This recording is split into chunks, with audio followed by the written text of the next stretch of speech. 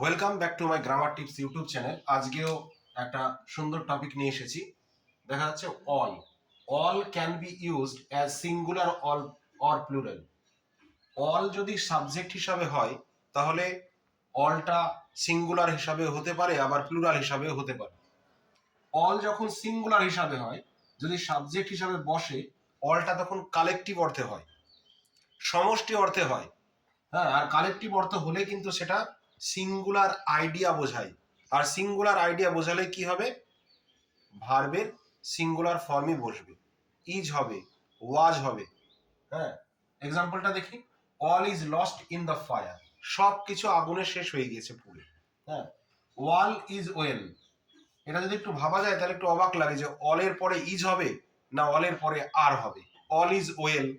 হ্যাঁ, তাহলে যদি কালেকটিভ অর্থে বোঝায় সাবজেক্টটি, তখন কিন্তু তারপরে সিঙ্গুলার ভার্ব হলো।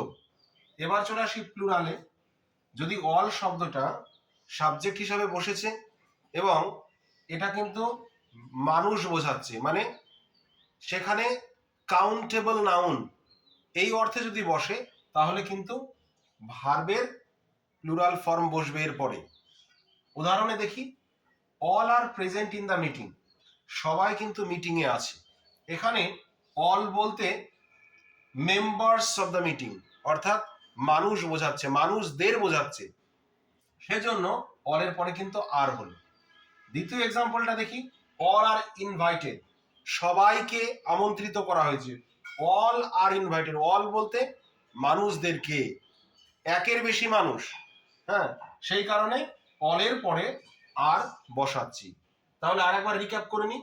অল সাবজেক্ট হিসাবে যদি হয়, সেটা যদি কালেকটিভ অর্থে হয়, সমষ্টি অর্থে বোঝায়, একটা আইডিয়া বোঝায়, তাহলে কিন্তু সেটা treated as singular subject.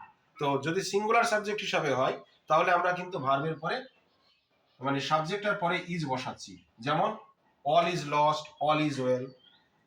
Plural যদি হয়, যদি মানুষ বোঝায়, অনেকজন মানুষ বোঝায়, হ্যাঁ, কাউন্টেবল নাউন সাবজেক্ট হিসাবে যদি হয়, তাহলে কিন্তু তারপরে আমরা আর বসাবো। All are present, all are invited. তাহলে আশা করি টপিকটা বোঝা গিয়েছে। ভিডিওটি কেমন লাগলো অবশ্যই কমেন্ট বক্সে জানাবে। লাইক, কমেন্ট, শেয়ার, সাবস্ক্রাইব করবে। ধন্যবাদ সকলকে।